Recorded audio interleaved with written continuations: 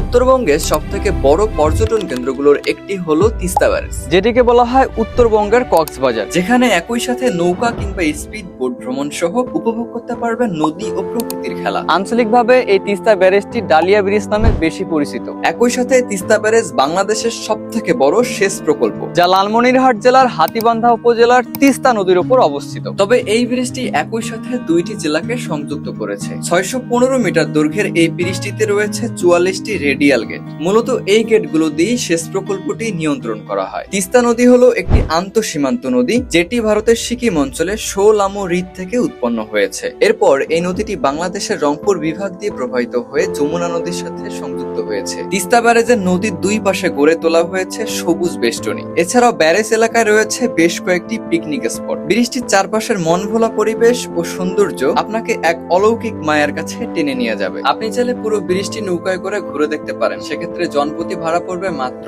100 টাকা। তবে আপনি চাইলে এই নৌকাগুলো ঘন্টা প্রতি ভাড়া নিতে পারেন, সেক্ষেত্রে ভাড়া পড়বে 1000 থেকে 1200 টাকার মাঝে। বোট ভাড়াগুলো ভ্যারি করে পার্সনের উপর, তাই অবশ্যই দামাদামি করে নেবেন। এই ডালিয়া ব্রিজটিতে আপনি লালমনিরহাট কিংবা নীলফামারী এই দুই জেলা দিয়ে আসতে পারবেন। নীলফামারী জেলা হয়ে আসলে আপনাকে অবশ্যই ডিমলা হয়ে আসতে হবে। যারা রংপুর শহর থেকে আসবেন তারা শুরুতে পাগলাপীর থেকে জলঢাকা উপজেলায় আসবেন। আমার গ্রামের বাসা থেকে তিস্তা ব্যারেজের দূরত্ব মাত্র 29 কিলোমিটার, তাই আমি বাইক রাইড করে হাতীবান্ধা উপজেলা দিয়ে বড়খাতা হয়ে তিস্তা ব্যারেজ আসি। এটি শুধুমাত্র একটি পর্যটন কেন্দ্র নয়, এর পিছনে লুকিয়ে আছে কোটি মানুষের ভাগ্য আর আন্তর্জাতিক ভূ রাজনীতি। ম্যাক্সিমাম মানুষ এখানে ঘুরতে এসে এই ব্রিজের আশেপাশে ঘোরাফেরা করে, কিন্তু অনেকেই জানে না এই ছোট ব্রিজটার পাশেই বেশ কিছু সুন্দর সুন্দর জায়গা রয়েছে, যেখানে আপনারা চাইলে নদী ও প্রকৃতির সাথে খুব সুন্দর করে সময় কাটাতে পারেন।